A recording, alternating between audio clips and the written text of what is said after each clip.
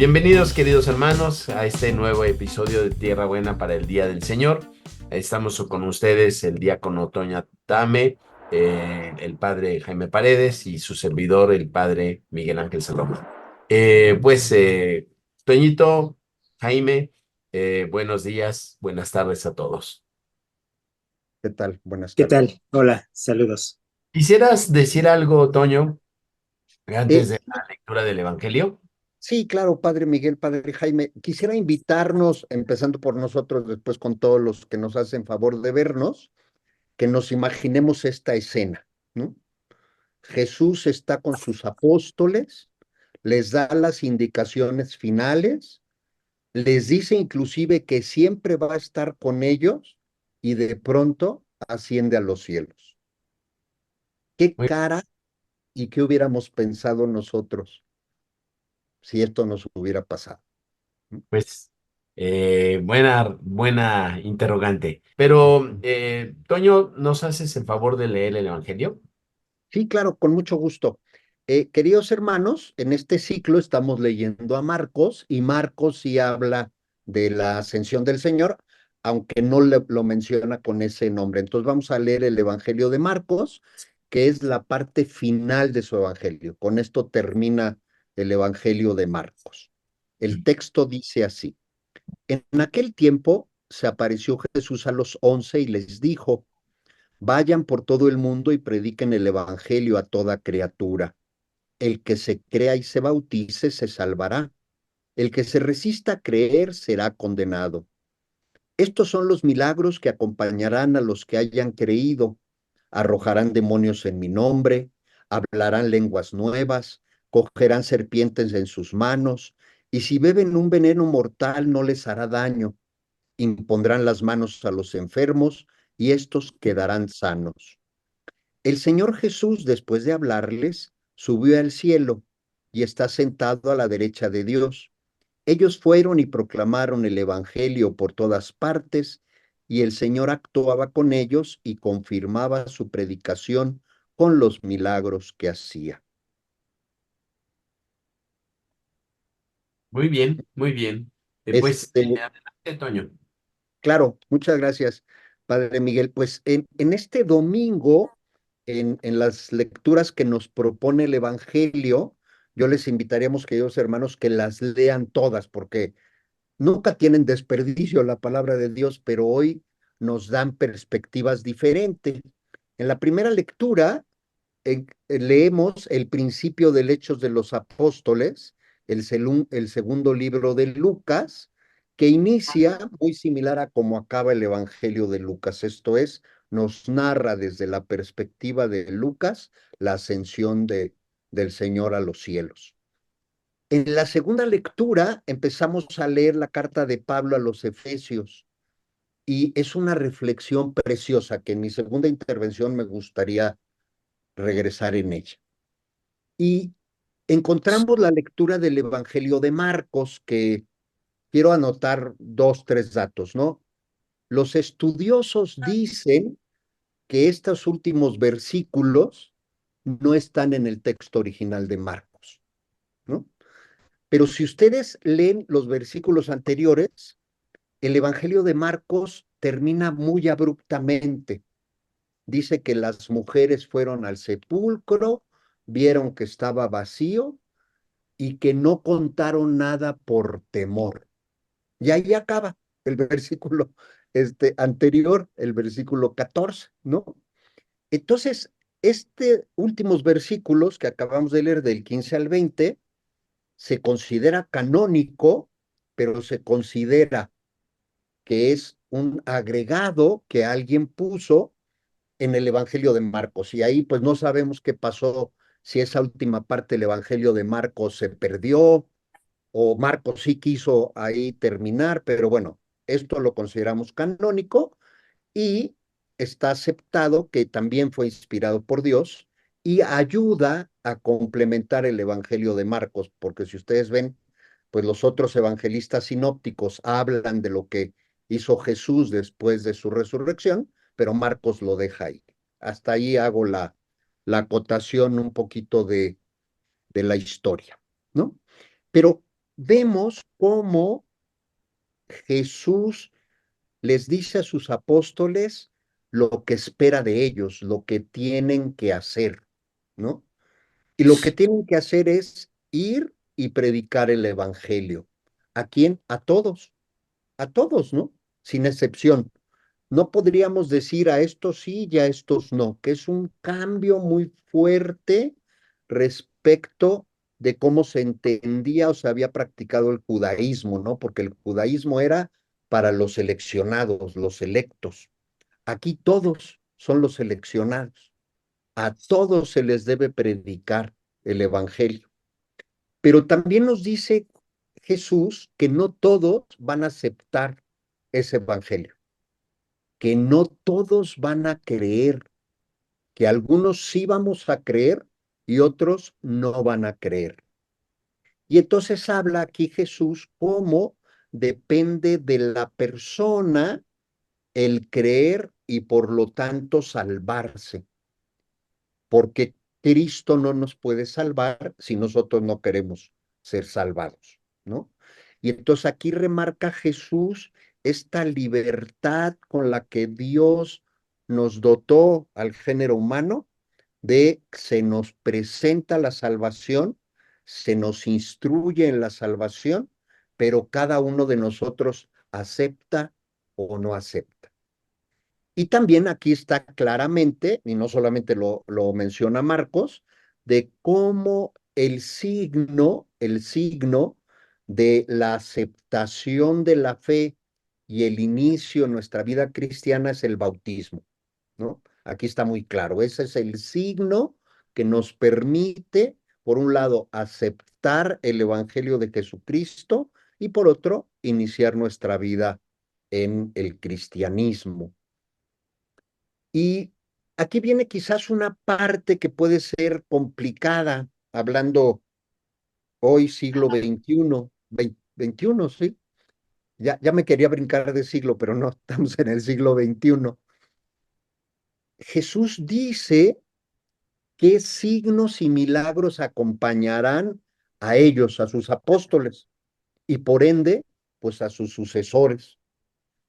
Y quizás nosotros pudiéramos pensar, Padre Miguel, Padre Jaime, queridos hermanos, que hoy esto no se da, ¿no? Porque Jesús les dice que van a arrojar demonios en su nombre, que van a hablar lenguas nuevas, que van a coger serpientes en sus manos, si beben un veneno mortal no les va a pasar nada, que va a imponer las manos a los enfermos y estos quedarán sanados. Y uno se podría preguntar, ¿y dónde están estos signos milagrosos hoy aquí en la iglesia, ¿no? La iglesia, que es la esposa de Jesucristo, y es la institución que los apóstoles, discípulos fueron construyendo para la difusión del Evangelio. Y yo les quisiera decir que sí, que quizás estos milagros tomados así textualmente no siempre se dan, ¿no? Pero en la Iglesia Católica se siguen dando muchos de estos signos y milagros, ¿no? La iglesia sigue arrojando a demonios en su nombre, por supuesto. ¿Cuándo? Cuando bautiza a alguien. ¿Cuándo? Cuando le lleva el bienestar a alguien. ¿Cuándo? Cuando incita a alguien y lo atrae al amor y lo aleja del pecado. Eso es alejar a la gente del demonio, ¿no? Traerlos a una vida de amor a gente que está alejada, por supuesto, lo hacemos, ¿no? Lenguas nuevas. Pues lenguas nuevas, claro que lo sigue haciendo la iglesia. Todos esos casos que vemos de los misioneros que van a otras tierras y para anunciar el evangelio de Cristo aprenden lenguas nuevas, ¿no? Y siempre lo hemos hecho. Ya noto un dato porque hace rato estuve revisando la historia de los franciscanos y demás órdenes religiosas en la Nueva España, ¿no? Los primeros misioneros aprendieron la lengua que se hablaba en estas tierras, aprendieron el náhuatl.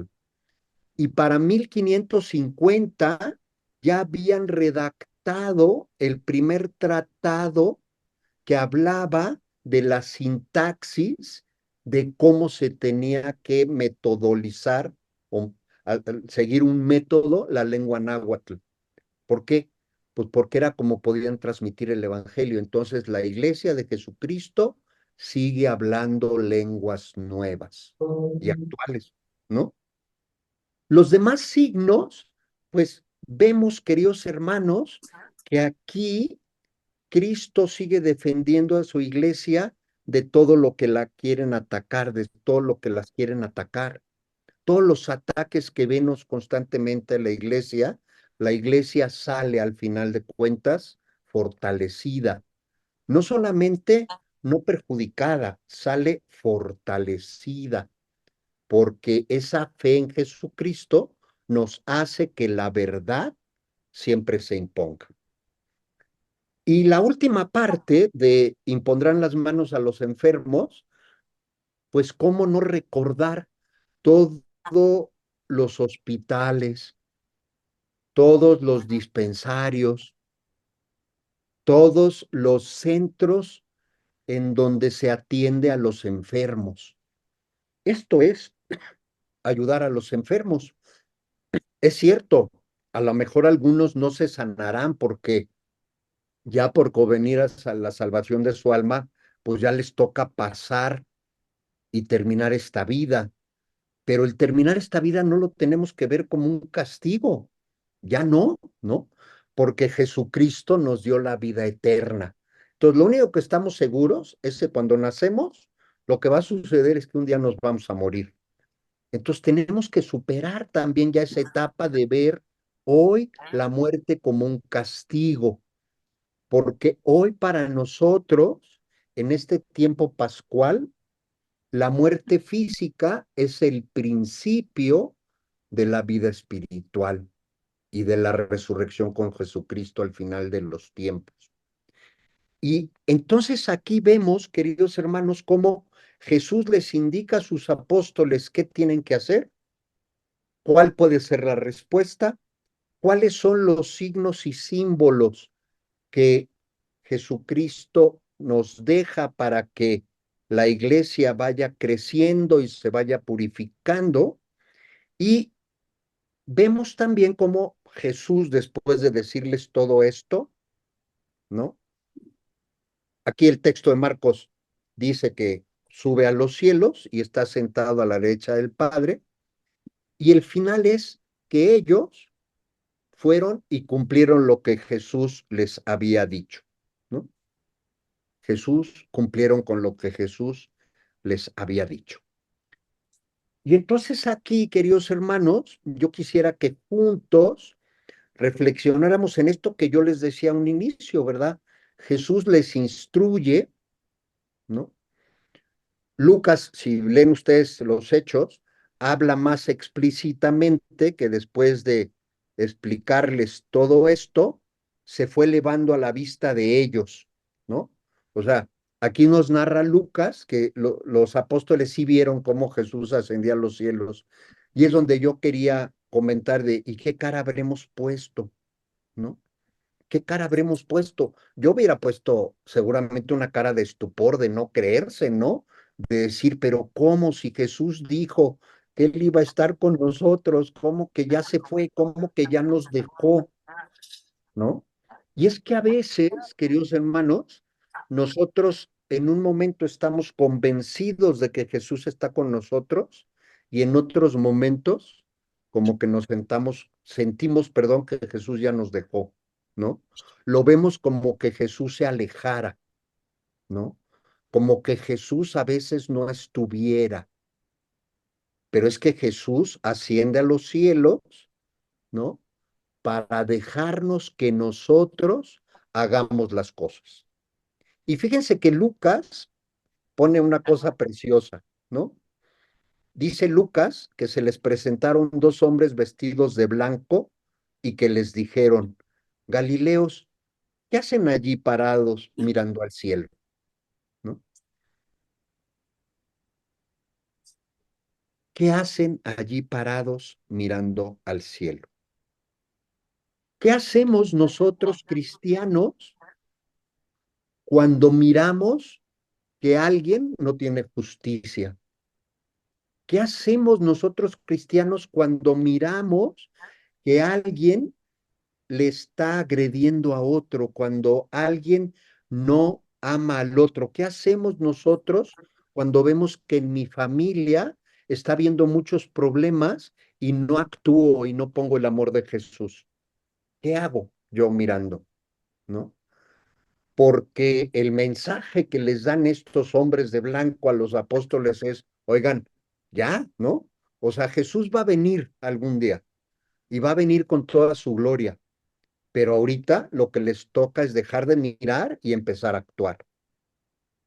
El mensaje que yo les quiero transmitir hoy, queridos hermanos, es los cristianos tenemos que dejar de mirar y comenzar a actuar y actuar más, porque el evangelio que tenemos que predicar a todos se tiene que predicar con hechos, con acciones, con vida, no mirando que las cosas pasen, sino volviéndonos actores para que las cosas sucedan. Ese es lo que nos pide Jesucristo. Y yo quisiera cerrar esta primera reflexión diciéndoles, vemos, y yo les invitaría, el Evangelio de Marcos es corto, ¿no? Que en este tiempo de Pascua leyéramos el Evangelio de Marcos, así, una primera vez, ¿no? Y después, de una manera consciente, volviéramos a leer el Evangelio de Marcos desde la perspectiva de la resurrección. Y vamos a encontrar que el Evangelio de Marcos nos dice cosas bien diferentes. Porque en Marcos, y quizás por eso es el término tan abrupto, la resurrección es el principio, pero nosotros tenemos que hacer la vida. De nosotros depende que la hagamos nuestra. Entonces, yo ahí dejaría mi primera reflexión. No sé cómo vean, Padre Miguel, Padre Jaime. Bien, muy bien. Jaime, adelante. Pues, pues muy bien, padre José Antonio, muy bien, pues muy bien ahí comentado. Eh, pues yo no haría más, no aportaría algo más, a lo mejor profundizo algún punto. Es esta fiesta de la Ascensión, la que, sí, como decía, que hace mirando allá arriba, es la fiesta de la Ascensión, es como esa posibilidad, esa fortaleza que Dios le da a su comunidad, a la comunidad de creyentes, precisamente para descender pues a estas situaciones de maldad representados en las serpientes que podemos tomar y no nos harán daño, el veneno que podemos tomar y no nos hará daño, el expulsar demonios, el curar enfermos. Es como esta fortaleza que Dios le da a sus discípulos, a la comunidad de creyentes, a toda la iglesia, para sumergirse en estas situaciones verdaderamente violentas, difíciles, en estas situaciones de dolor. El Evangelio es para todos, sí, porque curiosamente lo que nos hermana a todos nosotros es nuestro propio sufrimiento, nuestro propio dolor, nuestra propia maldad, y es allí donde proclamamos la buena nueva de Jesús.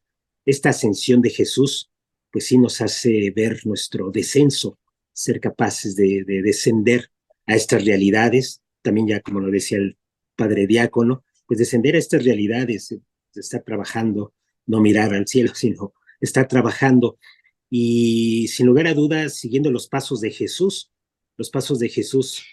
seguirá los pasos de Jesús es la cruz, sin olvidar la cruz, que aparentemente es un fracaso. Podremos hacer muchas cosas, podemos estar trabajando, pero vamos a estar en manos de Dios. Él es el que va transformando nuestra muerte en vida y, y pues ese es seguir a Jesús en estas realidades pues que estamos viviendo. Podemos focalizarlas pues en nuestra iglesia, en nuestra sociedad, en nuestro país, en nuestra familia.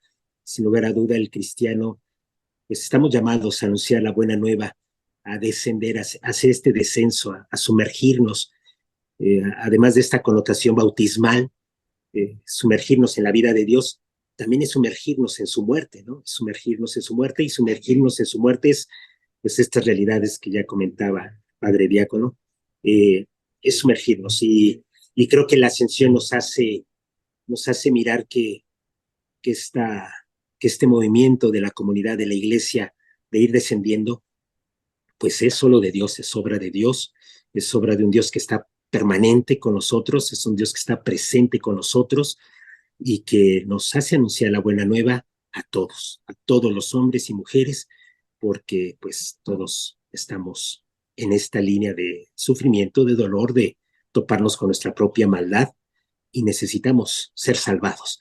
El que crea y se bautice se salvará. Por supuesto que el evangelio que anunciamos, el evangelio que parte de esta, de esta experiencia de la ascensión del Señor, es una experiencia de salvación, es una experiencia de estar por encima de la maldad, de nuestra propia maldad. Y eso pues, solo lo hace Dios en nosotros. Eh, estos milagros que acompañan, pues simbolizan toda esta estar por encima de esa maldad, ¿no? Por encima de esa maldad, curarán a los enfermos, estar arriba de este dolor, cogerán serpientes en sus manos, y si ven un veneno mortal, no les harán daño, estar por encima de la maldad, expulsarán a los demonios, estar por encima de esta maldad. Sin lugar a duda, eso lo hace Dios, pero sumergiéndonos en las situaciones que pudieran hasta absorbernos, que pudieran hasta parecer que nos vencen, parecer que de verdad nos asfixia toda la maldad y que no vamos a poder con ella, es sumergirnos. Creo que estos milagros que nos acompañan es Dios mismo que nos hace levantarnos de la muerte, nos hace resucitar con su Hijo, Jesucristo. Por ahí estaría un poco el Muy comentario. bien, muy bien. Yo solamente dos cositas.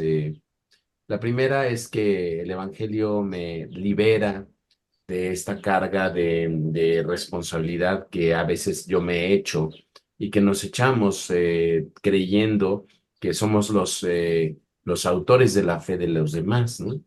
El Evangelio ya nos explica que algunos van a creer y otros no, y que eso depende de las personas, no depende de nosotros. A veces nos echamos esta carga de que tengo que hacer que mis hijos crean, que mis parientes crean, que mi comunidad crea.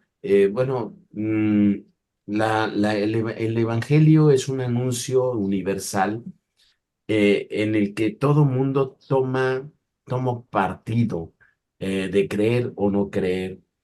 Y esta segunda cosa que quiero decir, a mí me atormentaba mucho el hecho de los que creemos nos vamos a salvar y los que no creen no se van a salvar, sino que se van a condenar.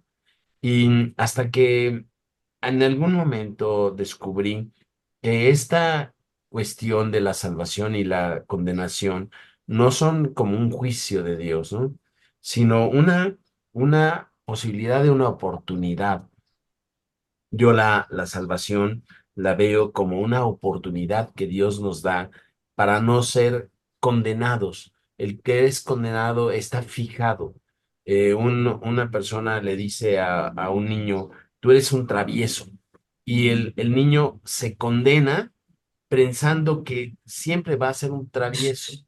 Se pone la etiqueta de travieso.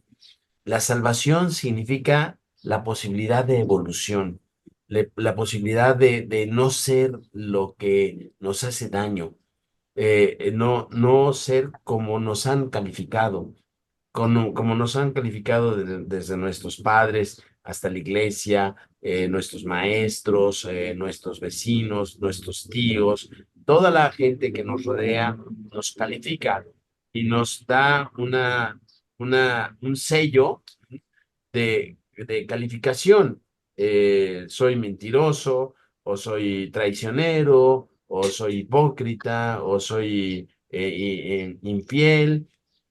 El hecho de que el creer en Jesús nos haga que nos bauticemos y creamos en Él, y por lo tanto que seamos salvados, a mí me parece que es una oportunidad de un cambio. Si tenemos tiempo, tenemos posibilidad de un cambio. La condenación ya es fija. Cuando te condenan ya estás fijado en el asunto. Tú eres un mentiroso, pues, ya te calificaron como mentiroso, ya te fijaron como mentiroso. Cuando una persona es condenada en lo civil, ya lo declararon asesino y nunca va a quitarse lo asesino. No, la salvación es poderse quitar las etiquetas que nos va poniendo la vida. Y entonces esta salvación y esta condenación es una oferta que nos hace Dios para que aceptemos la palabra y el amor de Dios y podamos irnos transformando poco a poco, no fijándonos, no estáticos, sino en progreso. Ujú. Toño. Gracias, Padre Miguel. Pues yo quisiera ahora en esta segunda intervención tomar los primeros versículos de esta carta de Pablo a los Efesios, que está tomada del capítulo 4, porque yo creo que nos pudieran ayudar muy bien a cómo podremos enfocar nuestra vida y volverla muy práctica, aceptando este llamado que Jesús nos hace. Y los voy a leer, es muy cortito. Dice: hermanos, yo Pablo, prisionero por la causa del Señor, los exhorto a que lleven una vida digna del llamamiento que han recibido. Que todos pensáramos, Pablo nos invita, queridos hermanos, a que llevemos una vida digna del llamamiento. ¿Cuál? El que nos ha hecho Jesús. ¿Para qué? Para seguirlo. ¿Y qué entiende Pablo por una vida digna? Sean siempre humildes y amables. Sean comprensivos y sopórtense mutuamente con amor. Esfuércense en mantenerse unidos en el espíritu con el vínculo de la paz. Y yo aquí les quisiera proponer que pues, lo vuelvan a leer. Digo, la, la lectura es un poco más amplia, pero que nos centremos en estos primeros versículos e hiciéramos un ejercicio con la familia, con los que tenemos cercanos, ¿no? Yo como les digo, lo que no se vale es enojarse, ¿no? Pero pregúntenle al otro, ¿soy de veras humilde y amable contigo? ¿De veras soy comprensivo y soporto? Fíjese cómo Pablo dice, sopórtense mutuamente con amor. Ah, esto quiere decir que a la persona que amo a veces me va a costar trabajo aceptar las cosas que me está diciendo, la forma en cómo está actuando. Sí, claro, por supuesto, pero ese es soportarse con amor, ¿no? Entonces aquí Pablo nos hace unas propuestas muy concretas de qué actitudes y acciones deberíamos hacer para llevar una vida digna, ¿no? Entonces yo los invitaría a que reflexionaran más y en familia. Este ejercicio suena muy padre cuando lo haces, pero es muy, muy bonito y muy enriquecedor cuando lo haces. Y lo único que yo les diría es, si alguien no es tan humilde y amable, pues nomás acepte por qué la otra persona, tu esposa, tu esposo, tu hijo, tu hija, tu papá, pues te está diciendo esto y eso pues nos va a permitir vivir más en el amor de Cristo, ¿no? Yo hasta ahí quisiera dejarle. Bien. Jaimito. Yo ahí le dejaría. Yo creo que también les agradecemos mucho la atención que nos prestan y pues les reiteramos que pues, nos pongan el pulgar hacia arriba, les interesó, si les gustó, si les ayudó en su fe y compartan porque nos hace mucho bien que compartamos este video con los que pues van en el camino con nosotros hacia Jesús, ¿no? Bien, pues no queda más que despedirlos. Bendiciones. Hasta luego.